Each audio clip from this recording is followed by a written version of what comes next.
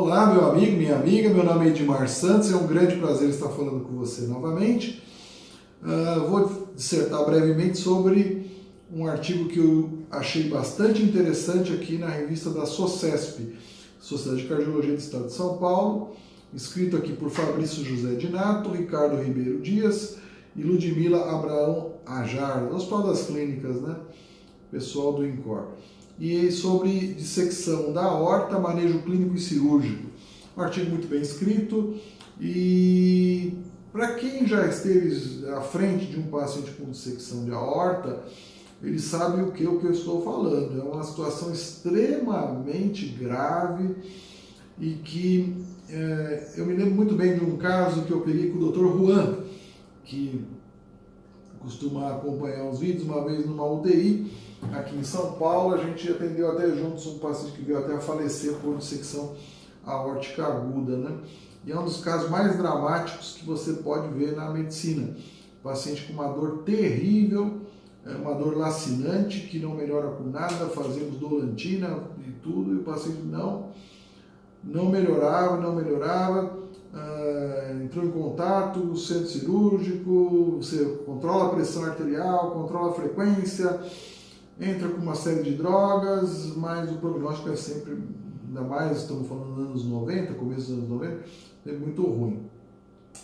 Então, o quadro clínico que apresenta um paciente com dissecção aórtica é um quadro que simula muito um quadro de infarto, né?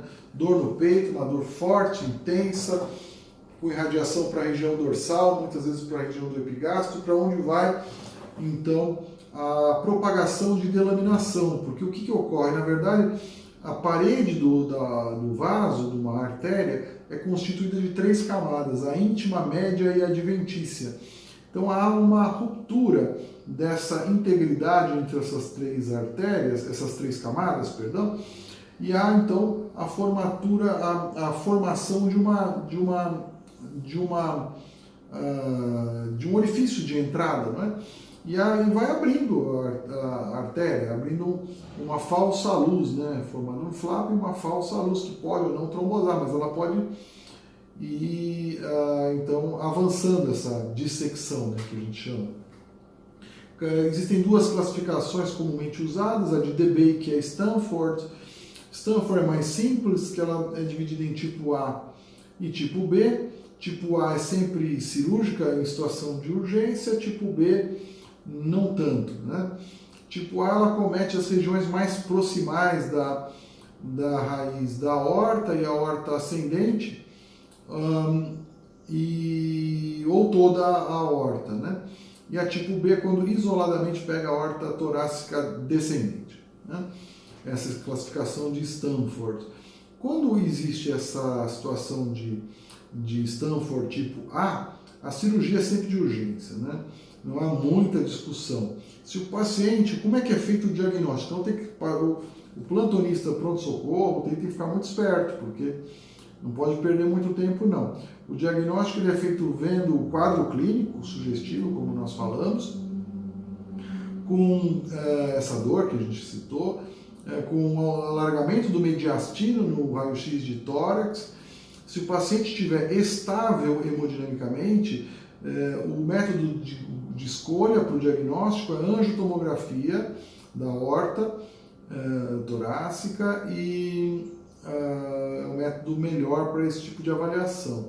Paciente instável que não consegue sair da beira do leito, aí você tem que lançar mão do ecocardiograma transesofágico, é o método para esse cenário. Tanto um quanto o outro, as 2 opções são capazes de fazer o diagnóstico sim de dissecção aórtica para o planejamento adequado da conduta, né? Se é cirúrgica ou não, né?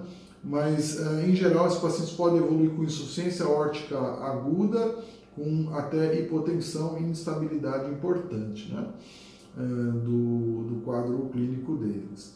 A maioria dos fatores de risco para apresentar dissecção aórtica são 72% segundo o IRAD, né?